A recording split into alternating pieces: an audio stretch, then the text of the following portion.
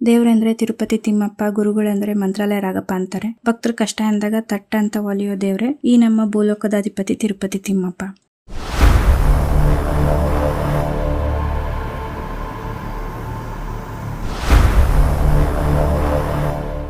Hi friends, welcome back to my YouTube channel. ಇವತ್ತು ಹೊರಟಿದ್ದು ತಿರುಪತಿಗೆ.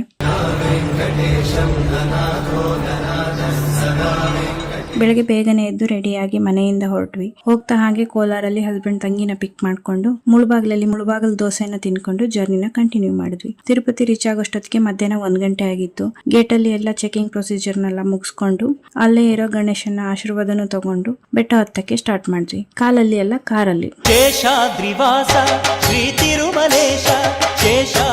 ತಿರುಮಲ ರೀಚ್ ಆದ್ಮೇಲೆ ಫೋನ್ ಎಲ್ಲ ಕಾರಲ್ಲೇ ಇಟ್ಟು ದರ್ಶನಕ್ಕೆ ಅಂತ ಹೋದ್ವಿ. ನಾವು ಎಂಟ್ರಿ ಆಗಿ ಹೊರಗಡೆ ಬರೋಕೆ ಈ ಸಲ 5 ಅವರ್ಸ್ ತಗೊಂಡಿತ್ತು.